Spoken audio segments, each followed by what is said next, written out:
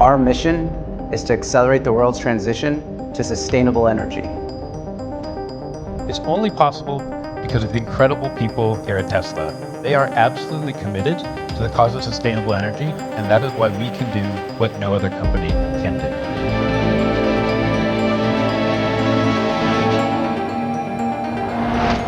We can make lower cost products that are still efficient and compelling, and we can make them at scale. We're going to build them all in compact and high output factories that are easy for us to build quickly. We work together in a way that allows us to ask the hard questions. This is the product that will retire fossil fuels. We're not just creating products, we're creating a movement towards sustainable energy for everyone. What we're trying to convey is a message of hope and optimism. Optimism that is based on actual physics. Both can and will move to a sustainable energy economy, and will do so in your lifetime.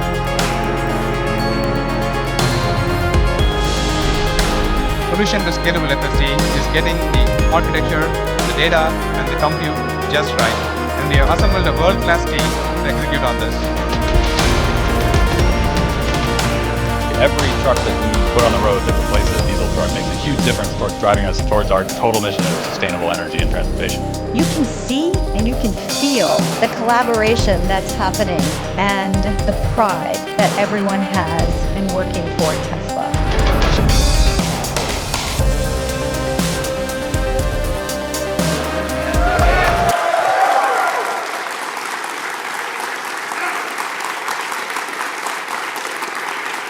All right. Well, let me start off first by thanking everyone at Tesla for your incredible hard work. The Tesla team is an incredible team, great human beings. Anyway, some of the finest people in the world work at Tesla, designing and manufacturing our incredible products. So my thanks to you for everything you're doing. Well done.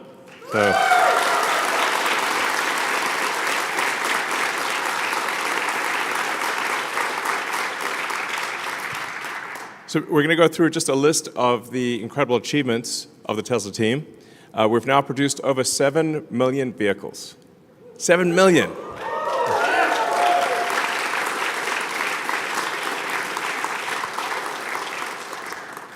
In our first year of production, we produced just over 20 vehicles.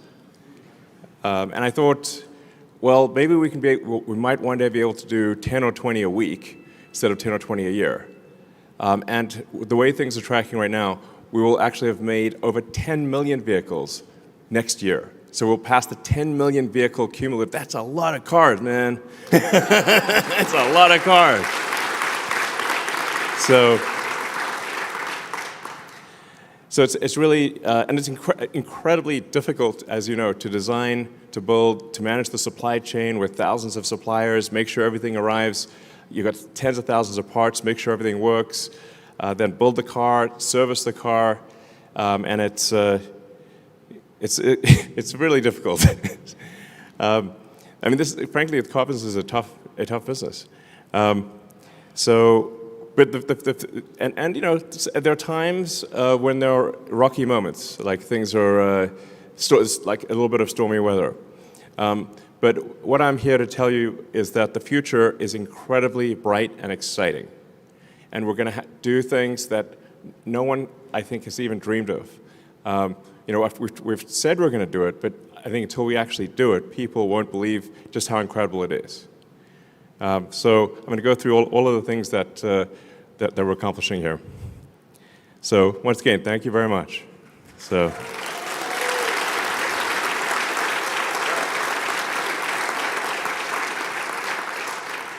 It's worth noting that Tesla remains the company of choice for people to work for. So we get millions of applications per year for a very small number of spots, and we continue to be the leading organization, along with SpaceX, for engineering talent in the world, and also for manufacturing talent. Really, it's an awesome place to work, basically.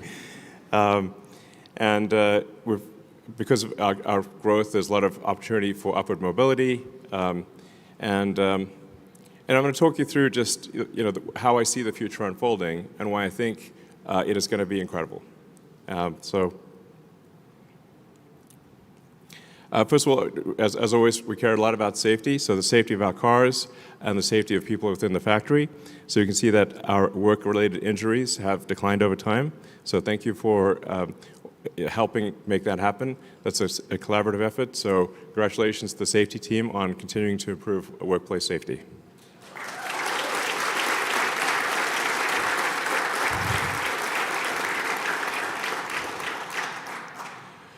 So one of the things that may seem like how do you pull it all together is where does AI and robots fit in this sort of sustainable energy picture?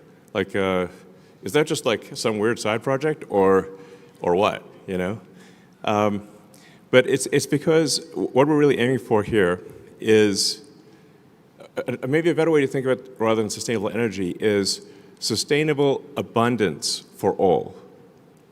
So if you think about like what is the future that would, what's the most exciting future that you could possibly imagine? Like what does that future look like? It's worth thinking about that. Just imagine a future. What does that amazing future look like? How about a future where you can have any good or service you want at will? A future of abundance for all, where really anyone can have anything. It sounds impossible. It sounds like surely such a thing cannot be the case. But what I'm here to tell you is that that will indeed be the case. That the future we're headed for is one where you can literally just have anything you want. Like, if there's a good or service you want, you'll be able to have it, and ultimately everyone in the world will be able to have anything they want. What's key to that is robotics and AI. So once you have self-driving cars and you have autonomous humanoid robots, where everyone can have their own personal C-3PO and R2-D2, but even better than that, that's Optimus. You can imagine like your own personal robot buddy that is a great friend, but also takes care of your house. We'll clean your house, we'll mow the lawn, we'll walk the dog, we'll teach your kids, we'll babysit, and we'll also enable the production of goods and services basically with no limit. And when you combine that with sustainable energy from the sun and batteries, we can also, at the same time, also maintain a great environment. So that, I think, is the future that we want. A future where nobody's in need. You can have what you want, and we still have nature. We still have, the beautiful parts of nature that we like. I think that's probably the best future. What other future would you want? I think that's like the cool future. And also space travel, let's not forget that. So if you can have basically anything you want and travel to space and go to Mars, and that's about as good as it gets. It's like, that's it. So that's really what we're trying to do is take the set of actions most likely to lead to a great future for all. So that's what I mean by sustainable abundance. And the combination of things that we're making with Optimus and AI compute will achieve an age of abundance for all. Like actually. So it's going to be pretty great. And Model Y became the best-selling vehicle in the world. It's, FYI, we do make the best,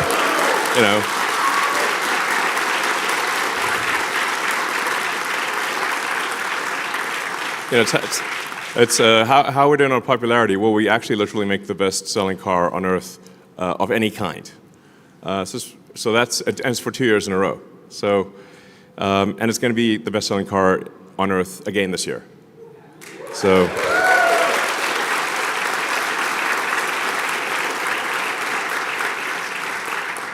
the Cybertruck became the best-selling electric vehicle pickup instantly, because it's awesome. And Tesla was the best-selling electric vehicle in Europe, the fastest-growing brand in South Korea, and we launched in a lot of new markets, including Qatar, Lithuania, Chile, and the Philippines, and we'll be opening in a whole bunch more markets as well. So Teslas will be available worldwide.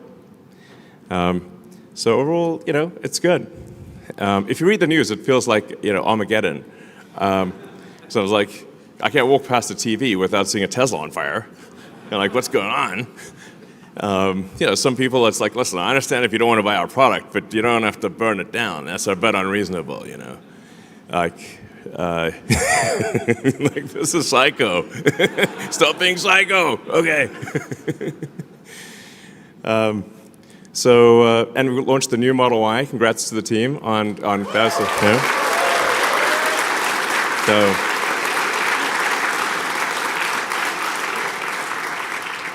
That's obviously very tough because we've got factories all across the world, and we've got to change over a supply chain on basically three supply chains on 3 continents. I think you did an amazing job of switching over the world's best-selling car globally in a very short period of time. Well done, guys.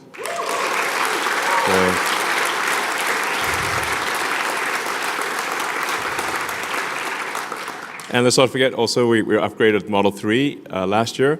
So I would encourage people to also buy the Model 3. It's a great car, actually. And the Cybertruck is achieved 5-star safety. These days, sometimes things get a little dangerous in the neighborhood. And the Cybertruck, being bulletproof and all, can come in handy. But apart from being bulletproof, it's also very safe in a crash. We're also building the Tesla Semi factory. This is a vehicle that some people said was impossible to build, that it defied physics. Well, not only does it not defy physics, we're going to be making a lot of them. So we're going to make I think ultimately we'll make over millions probably of the Tesla Semi.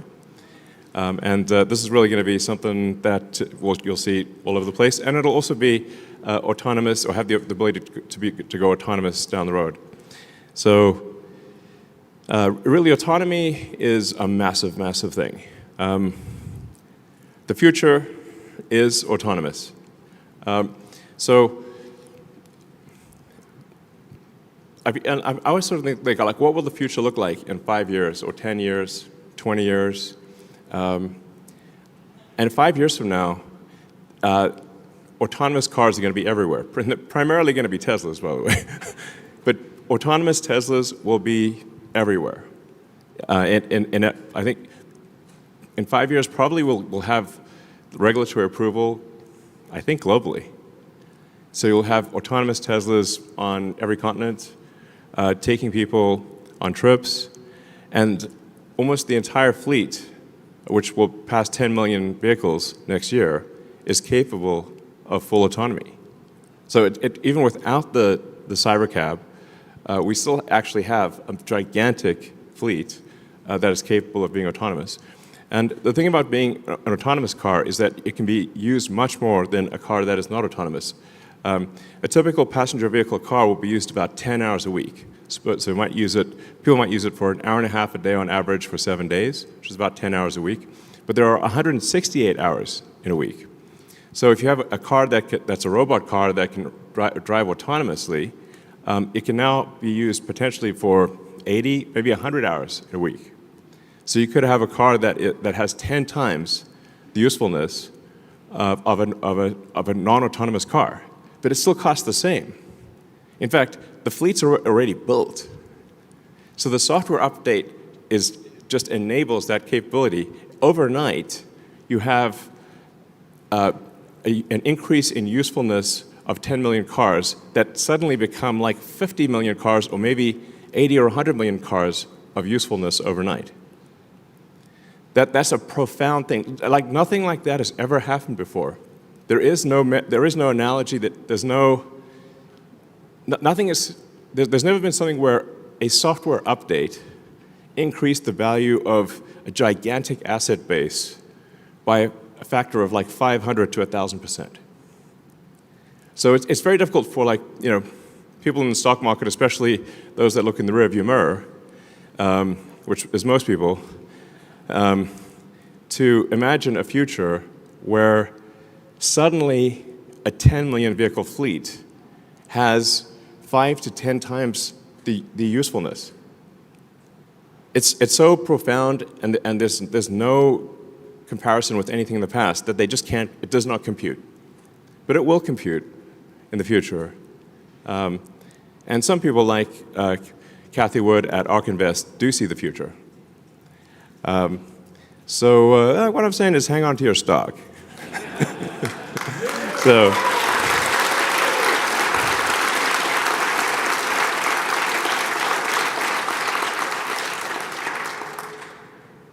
So yeah, it's really, it's mind-blowing. Then I want to give a shout out to service. Service is a tough job, an important job, and it's actually what sells cars long term. Because the initial car is sold with sales, but all future cars are sold with service. And I always encourage our service team, let's try to give people a service experience that they love. Not merely that they like, but that they love. Because people will talk about something that they love, that was an amazing experience, but they don't talk that much about things that they like. You have to really do something amazing. And then they'll talk about it and be like, wow, that's incredible. So thank you to the service team for the great job you do.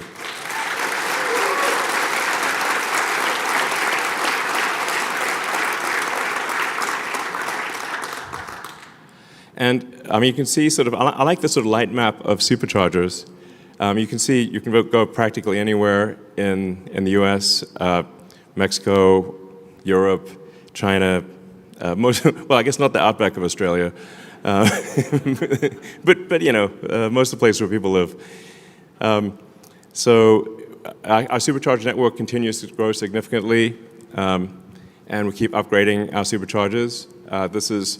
In fact, I still run into a lot of people who don't realize that you can drive, you can take your Tesla on a road trip anywhere in America or anywhere in Europe, pretty much anywhere in China, just using the Tesla supercharger network.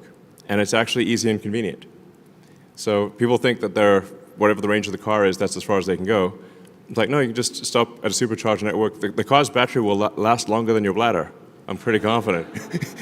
So that's really the threshold. As long as the car battery lasts longer than your bladder and you just plug it in when you go to the restroom and you come back and grab a coffee or whatever, and you're back on the road and everything's good, then that's the range that matters and the supercharging speed that matters. So so congrats to the supercharger team on expanding network and do great work there. So.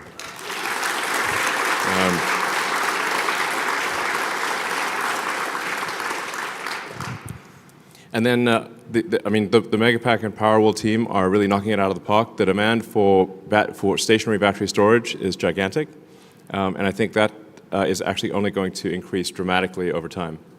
So, and we've got the Shanghai Megafactory that's got started in record time in February. Congrats to the Shanghai factory team there. That's awesome.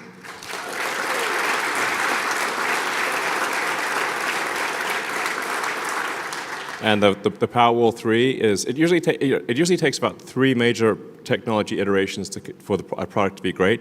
And the Powerwall 3 really is a fantastic home energy product. And it's something that if you want to ensure that your home has uninterrupted power during a power outage, the Powerwall 3 is the way to go. And if you combine that with solar, you can basically be off-grid, which is pretty cool. But I think just having energy insurance, or energy assurance, such that if the utility goes down, you don't even notice. Like the lights are on in your house, and your neighbors will come to you for help, basically. That's actually what happens when somebody has a Tesla Powerwall and there's a power outage. So that's a great product. And then, Megapack, especially at the utility scale, is the opportunity there is gigantic because it enables a utility grid to dramatically increase the output of electricity because you can generate electricity at night and then the Megapack can provide that electricity during the day, because normal electricity demand is very uneven. There's a lot of electricity usage during the day, but limited at night. So Megapack actually has the potential to increase the output of an existing electricity grid by more than double. So you can actually, without building additional power plants, double the total output of energy in a year. So it's quite a profound thing. So Megapack is also really good at stabilizing the grid. So if there's variations in power in the grid, the Megapack can absorb. If there's a big power spike, it can absorb and store the power, and then if there's a drop in power, it can fill in the gap. So Megapack is excellent for stabilizing the grid, and obviously it matches very well with wind and solar. In fact, satellites are just solar panels and a battery.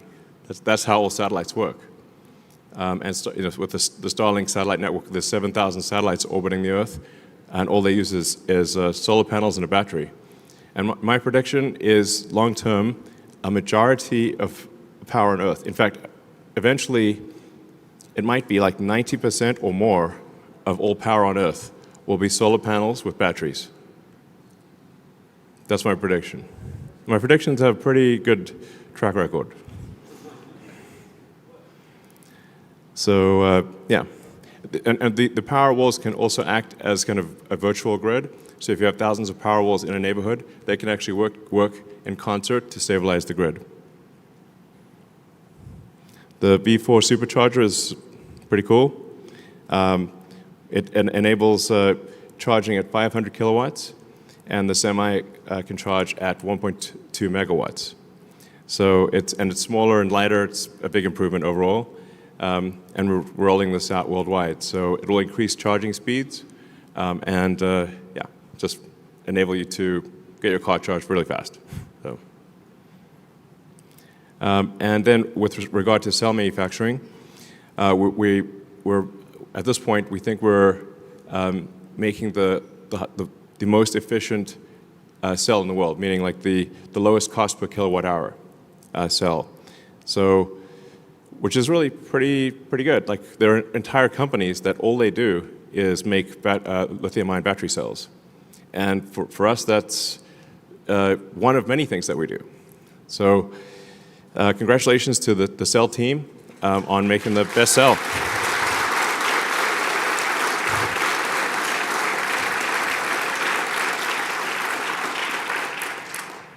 So that's a really big deal. And then we're also investing in the whole battery supply chain. So we have cathode production, we have lithium refining, and then more. Yeah, hopefully, we're sort of hoping someone else will do the anode. We might have to do the anode. I hope someone else does it. Why do we have to do all these things? Yeah, a lot of people think like we do this thing, a lot of these things because we want to, but really it's often just because we didn't have any choice, nobody else was doing it, so we had to do it. So yeah, a lot of new factory milestones. So in Berlin, we produced 660,000 drive units. Fremont, we built our first Optimus at the Optimus production line in Fremont. We're preparing for Cybercab production here at Gigafactory Austin. And Gigafactory Shanghai created its 3 millionth car. We've produced 160,000 NACS adapters at Gigafactory New York. And we've got record battery pack production at Gigafactory Nevada. So congrats to everyone.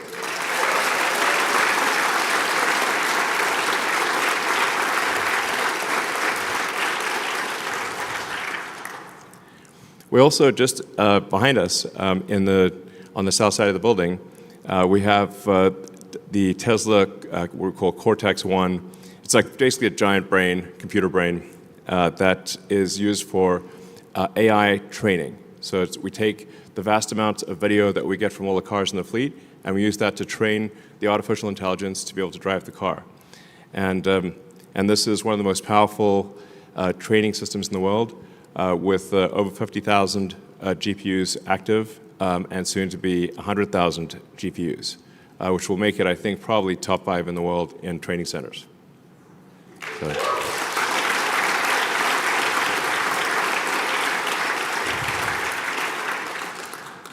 We're also continuing to make progress on our Dojo training supercomputer.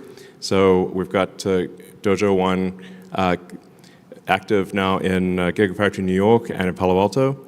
And it is actively working. It's actually taking load on, it's doing a meaningful percentage, well, I guess 5% or whatever. But it's still something, 5, maybe approaching 10% of the training load of the self-driving AI is being done by Dojo. And then we've got Dojo 2 that's coming down the line. That'll be probably 10 times better than Dojo 1. And so it's sort of exciting. We're making good progress with Dojo. I'm increasingly optimistic about the future of Dojo. I think we got a real shot here at a breakthrough. So congrats to the Dojo team.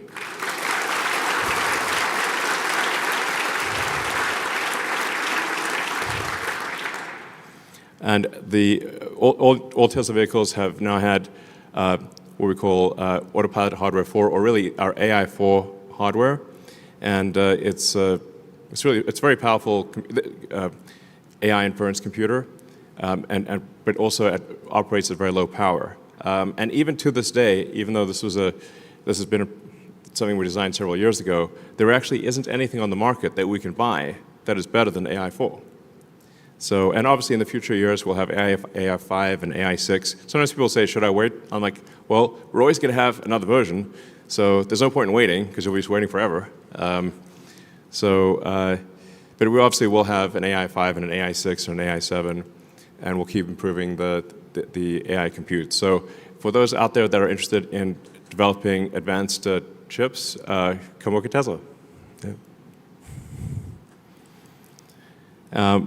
And it is always, I think, profound to watch our cars driving with no one in them. And we actually have the cars doing useful work for the first time with no one in them, which I think is really, it's a significant milestone. So the cars are driving from end of line in Fremont to park themselves. And I think we've just started doing that here in Austin. So we'll be, the car literally goes from end of line in Fremont to its destination parking spot where it gets picked up by a truck for delivery to a customer, and it does that with no one in it. And it's not doing that all day, every day. Like pretty much like it's just a matter of fact thing. Yeah. So let's see. And obviously, for anyone that's using it, you can see the dramatic improvements in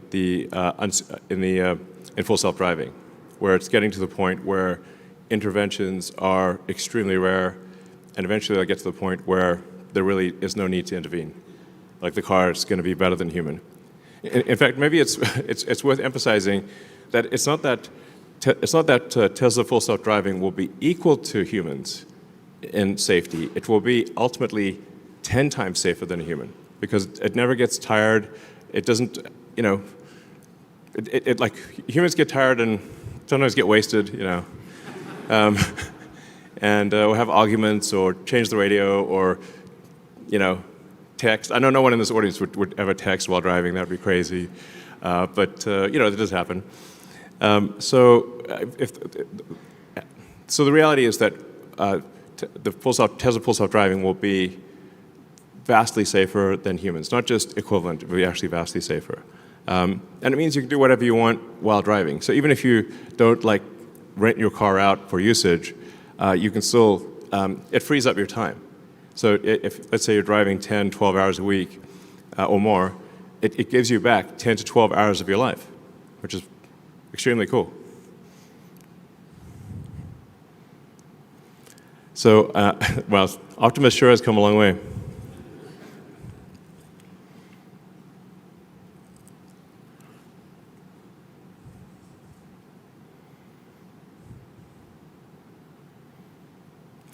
So the new Optimus 22 degree of freedom hand and forearm is now in production. And it's learning to walk and catch balls. It's pretty cool. I mean look, that's where we came from. It's wild. So in a very short period of time, Optimus has gone from being an idea to the most sophisticated humanoid robot on Earth. There's nothing even close to the level of sophistication of Optimus. And Tesla has some important missing ingredients that others don't have, which is our robot has a real brain. It's like the Wizard of Oz, Tin Man. Well, was that a heart or a brain? One of the two.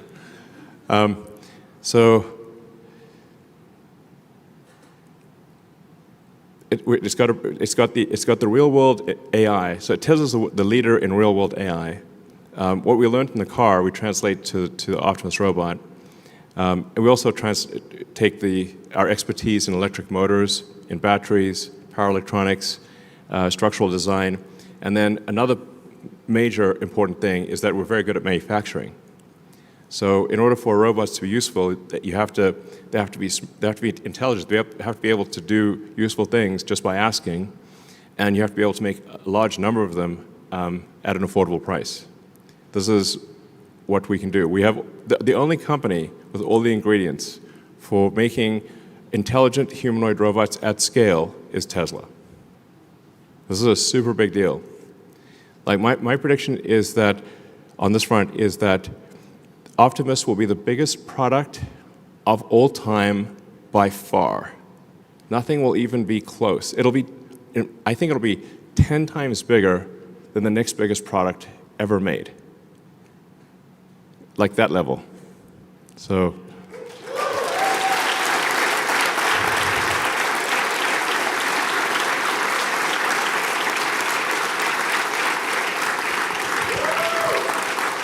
Yeah.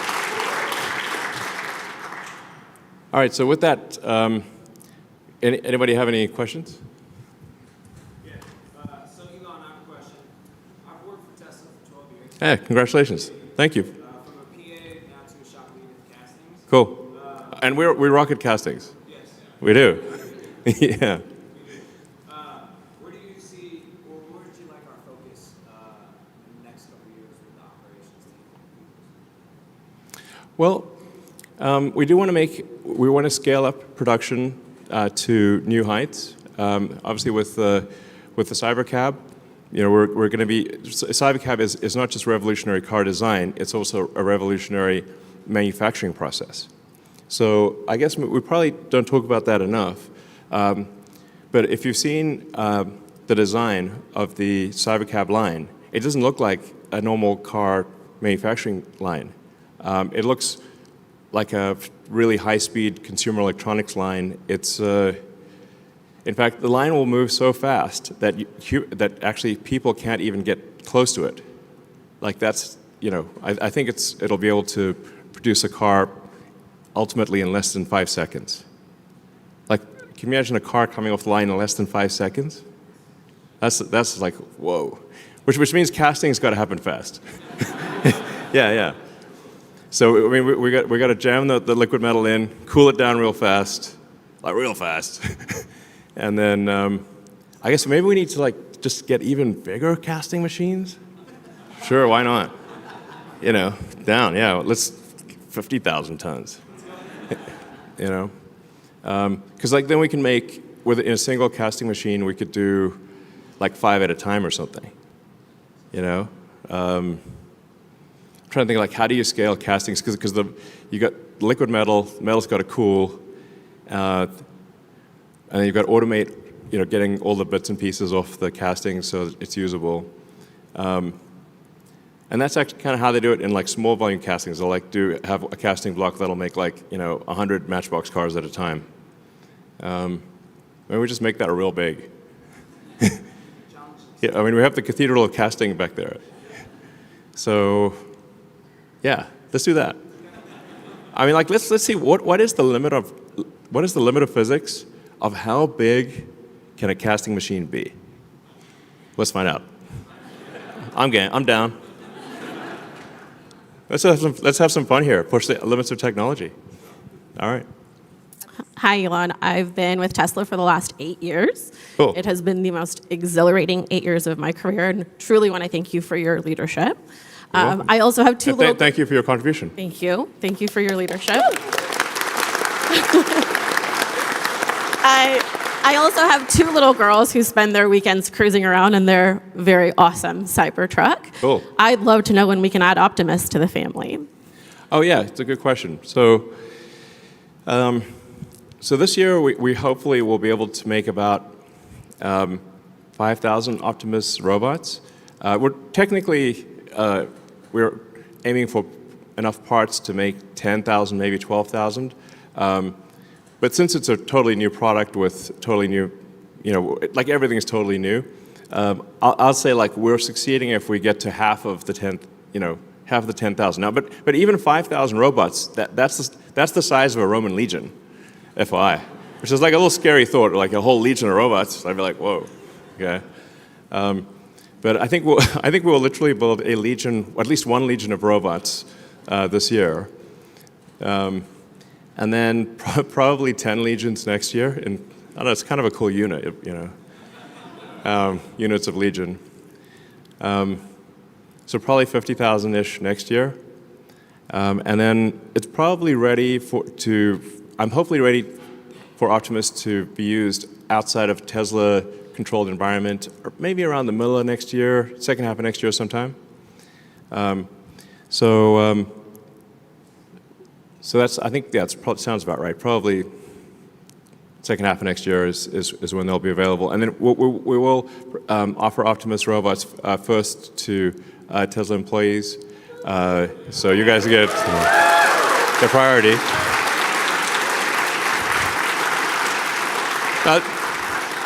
There are some pluses and minuses to that, because it's probably have a few bugs, but it's going to be very cool. You'll want to invite your friends over and say, check this out. So that's the other questions. Hi, Elon. Hey. My name's Dom. I've been here for a little over a year now. I work in people development. Okay. We make so many amazing things. Yeah. Right now, it's still the people that do it. Yes. When we think about applying first principles to the relationships and the teams that people have, how would you encourage us to think about that and act on those first principles when it comes to relationships and teams?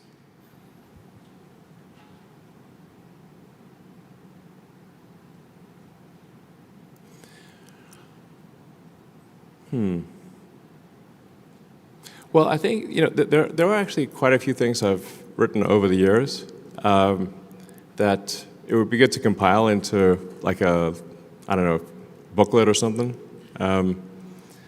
Because I actually have to be reminded of those things myself, and I'm like, oh, I remember that thing that I thought of after making so many mistakes, and trying to make fewer mistakes. So there's like, for example, that like 5-step process of like make the requirements less dumb, and then try to delete the part and process step, only then optimize, only then speed it up, and only the 5th thing is automate. I have to repeat that to myself many times because I've made the mistake of doing it backwards so many times. I think always operating on the principle that everyone is wrong to some degree, and we should aspire to be less wrong over time, which we will not always succeed in doing. But if 2 days out of 3 you're less wrong over time, your batting average is going to be really good. So nobody ever bats 1,000, but you can improve your batting average. So I think rigorous, you want to critique yourself, you want to internalize responsibility. And these are all things I need to remind myself of. Just to be clear, I'm not like suggesting internalize responsibility. Be less wrong. And we should remember what is our goal as a company. Our goal is to make amazing products that people love, and then to take care of those products and service. So we should say, what are we doing to make our products better, to make them more affordable, to have the customer experience be delightful, Because that's actually the purpose of a company. Sometimes people forget, why does a company exist? A company exists, it's a group of people collected together to produce a compelling product or service that others find useful, and where the value of the product and service is greater than the cost of what it took to make that product or service. So sometimes, weirdly, profit is like viewed negatively, but really profit is just the difference in value between the output and the input. It's like, what did it cost you to make it, and what did it cost you, and what are people prepared to pay for it? That's the value that you created. So it's tough, actually, even to maintain like a 10% profitability, which is to make the output 10% more valuable than the input. It's actually quite hard, especially in the car industry, which is very competitive. So we should just not lose sight of, like, why are we here? Oh, we're here to make useful products that people love, you know, and take care of them over time. So then, how are we doing in that respect, and how can we do that better? So, sure.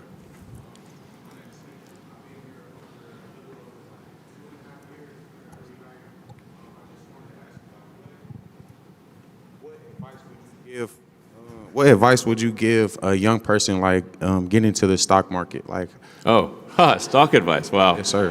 Yes, sir.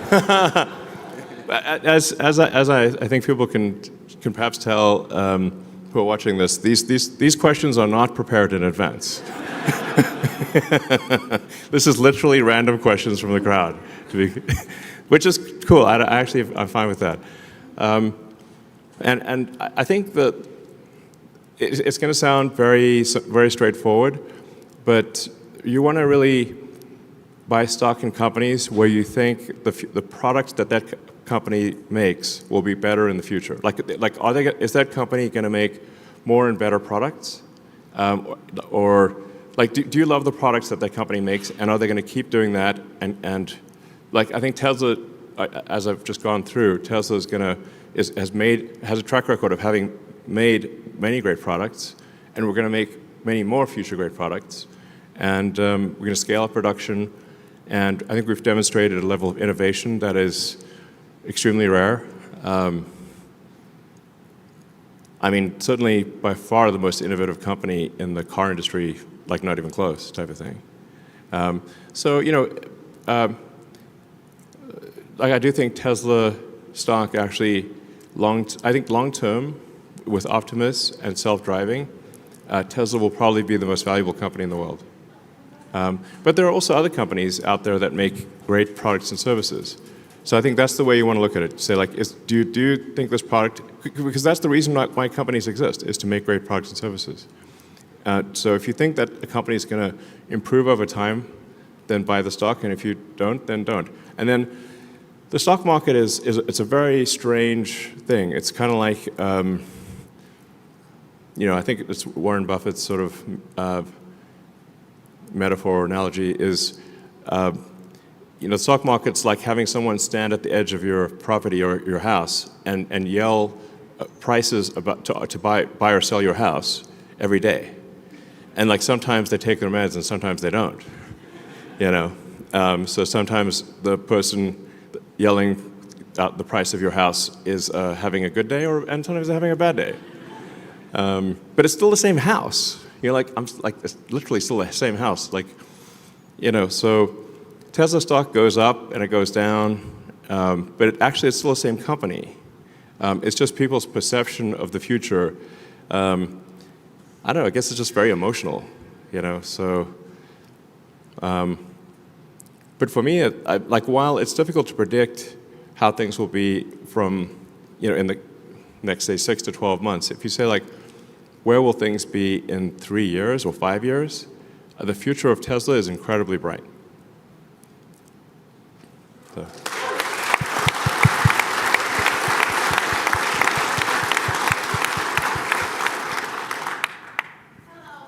Hi.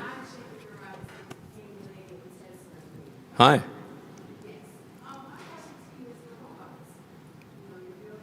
Yes. You say, will the robot take your job, or what? That's a fair question. Well, so, yeah, like, is a robot going to come steal your job? A reasonable question. I think what we'll find with the robots is that there'll be a ratio of people to robots. So you'll effectively end up having managing a group of robots. So, you know, you'll have like basically, I don't know, your flock or your little group of robots that you take care of and you tell them what to do. And I don't know, you'll have a little pack of robots basically. Yeah, you're promoted to manager. One way to think of it. I think the same thing will be true of cars. Like, so for the self-driving cars, is that people that are, say, you know, Uber drivers today or something like that, or taxi drivers today, will end up managing a fleet of cars. And that'll be a much more effective use of their time. You know, just taking care of like 10, 20 cars or however many they can take care of. So, yeah. Hello, my name is Adrian. Hey. You said that your companies are made to make products people love. Yeah. Have you ever thought of airplanes or trains? Yeah, I mean, I'd actually love to make airplanes, especially, but stretched pretty thin. So I have like 17 jobs. At this point, I just go to sleep, work, go to sleep, work, and then do that 7 days a week, pretty much. People say, like, where do you go on vacation? I'm like, what's that? You know. But I guess I like being productive. I like getting things done. So I guess I could choose to be, like, on an island somewhere sipping a Mai Tai, you know, with attractive people in bikinis and stuff. Wait, why am I not doing that? What? What a fool I've been. So, yeah, I've actually thought about aircraft designs for a long time, and I think there's an interesting opportunity to make like an electric supersonic VTOL jet.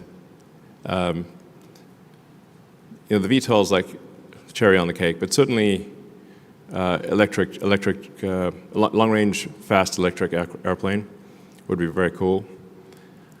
You know, maybe at some point we'll do that. Yeah, that'd be kind of fun. We do have the ingredients for it, so. And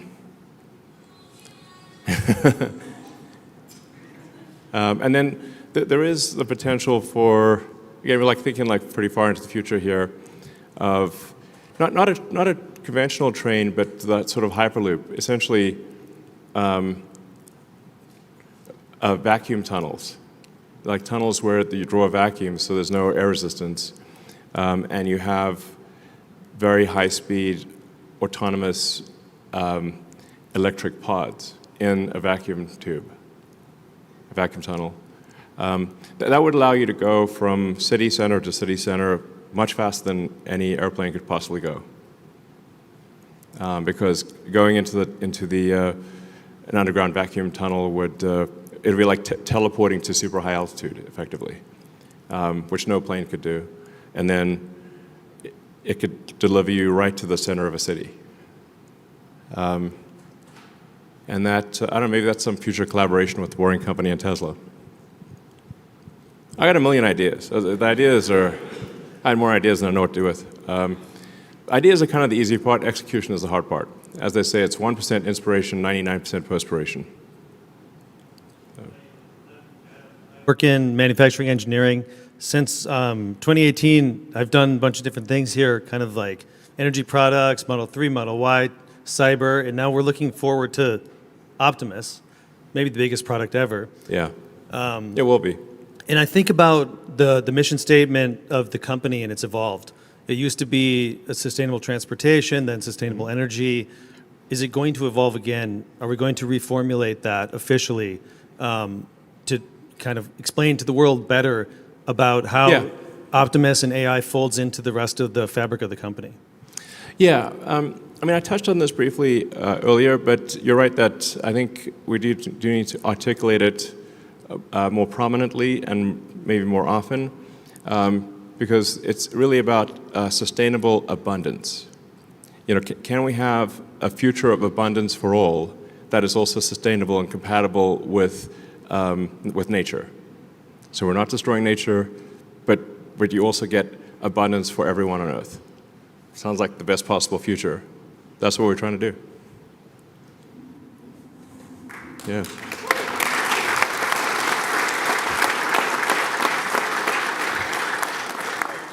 Yes, sir. My name is Aaron Armstrong. Yes, sir. My name is Aaron Armstrong. It's not every day that you get to be in the presence of somebody that's accumulated so much wealth and success. So I just wanted to take this opportunity to ask for any wisdoms or secrets that you may have to offer about this game of life that we're all trying to play. Sure. I mean, I try to say everything that I know. Although admittedly, sometimes I'm, you know, like I posted on X. I guess should I ask the AI to look through all of my X posts and pick out the ones that are really good? Because I try to say any, you know, good ideas that I have. I try to post them. Yeah, I think generally it's good to always be curious and to, you know, to read widely. Like, you know, read a lot of interesting books, especially history. I find history really interesting, and I find like biographies and autobiographies to be also very interesting.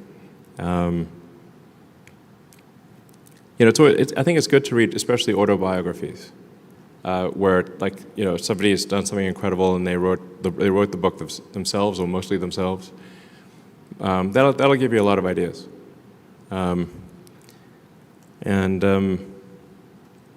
something that I do is I'll get audiobooks, because I got like so much going on in my mind it's kind of hard to go to sleep, because it's like having a computer browser with like 100 tabs open.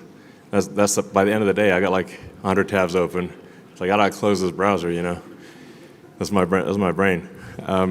So then I'll listen to an audiobook, and I'll put it on a timer, and it's like 15 minutes. It's like being read a bedtime story by your phone. So podcasts and audiobooks, especially at bedtime, I find are great. Or, yeah, sure. Or.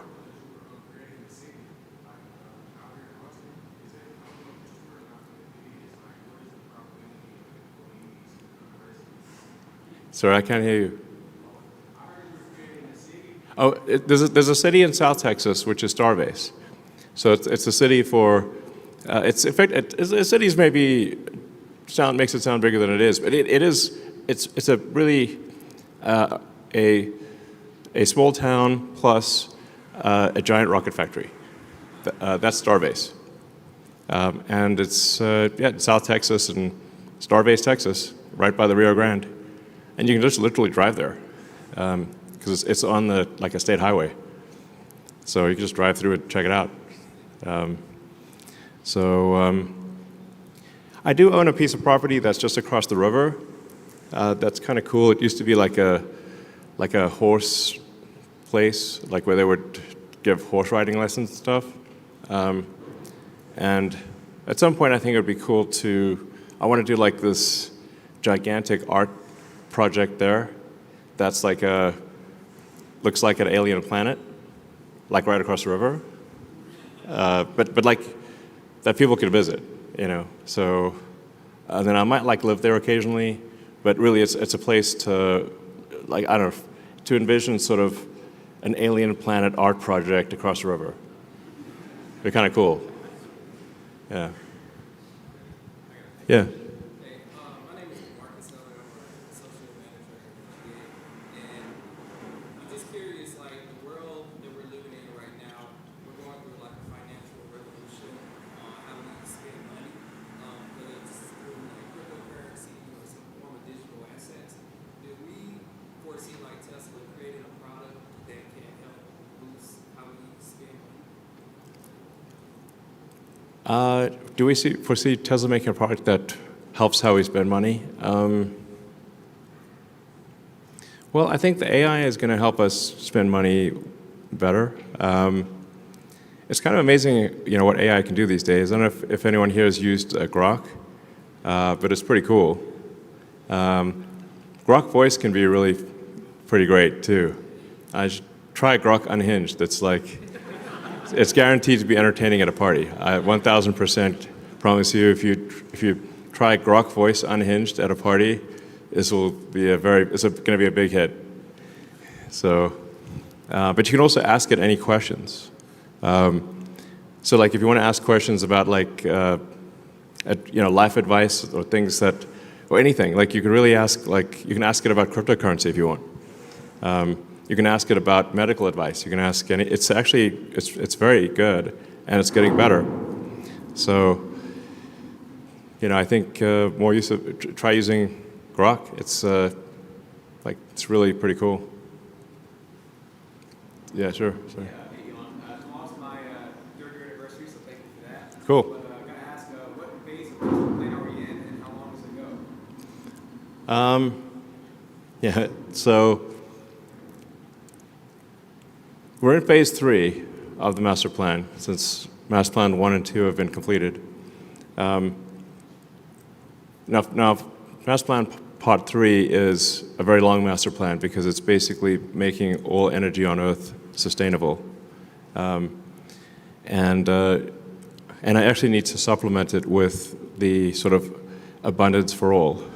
Maybe that's master plan 4. I've kind of described master plan 4 essentially, which is like autonomous cars, autonomous humanoid robots. You combine that with like solar and battery storage, and I think the future is going to be incredible. So I'll take a couple more questions and call it a night. Well, I'll ask if you haven't asked a question before, you can ask a question. All right. I'm Okay. I've been here for almost 3 years. My question is, when will we see some Optimus robots with the production team? Oh. Well, there are actually some Optimus robots being built in Fremont right now. So we'll... Not sure what that was, but... But we expect to have an Optimus production line here as well. So there'll be Optimus production starting in the Bay Area, and then we'll have the even bigger Optimus production line here in Austin. Yeah, there's going to be a lot of robots. So, ultimately, I think we'll be making tens of millions of robots a year type of thing. It's like serious volume. Maybe 100 million robots a year. It's wild. Sounds good. Yeah. All right, well, last question. Okay.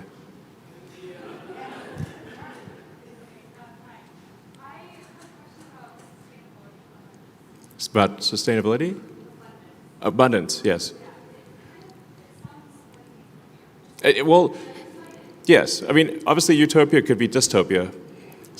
So we have to, usually any story about utopia ends up being dystopia. We want to avoid that. But nonetheless, I think if you say, what's the best future you can think of? I think a future of sustainable abundance plus space travel, that's pretty great. Yeah.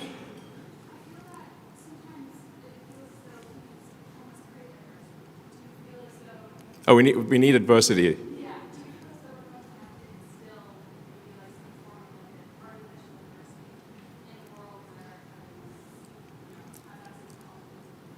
Well, you make a good point. If things actually get too easy, maybe we get bored and you kind of want to some degree, overcome adversity. It's like if you play a game of some kind, you want the game to be not too easy and not too hard. And maybe the future will be too easy, potentially, is what you're saying. It's a high-class problem, But I think we'll still have human-to-human competitions. If you look at, say, athletics or even mind games like chess, although computers can beat any human at chess, chess is actually at an all-time high in popularity. And although cars can go faster than any humans, we still have athletic sports where humans compete against each other. So I think we'll still have human versus human competitiveness. I think long-term we will also have enhancement of humans, or optionally, if somebody wants to enhance, have cybernetic enhancements, like with Neuralink. If you want to go cybernetic and, I don't know, maybe have super intelligence and be able to see, in different wavelengths, we could absolutely provide superhuman abilities via Neuralink in the future. So one thing's for sure, the future is going to be very interesting. In fact, I think generally I find that the most interesting outcome is the most likely. Or said another way, maybe the most entertaining outcome, especially if ironic, is the most likely. It's almost like we're in an alien Netflix series that's trying to have the highest possible ratings. And if you think about it, that's kind of what happens. Which it doesn't mean it's always good. Because to your point, if you wouldn't really want to watch a show where things are great and stay great. I'm oh, that's boring. You want to watch a show where there's a narrative arc where things go up and they go down, they go back up again, and you don't know exactly what's going to happen next. And I think we might be in an alien Netflix series here. So we're just going to keep the ratings up so we don't get canceled. All right, thank you guys.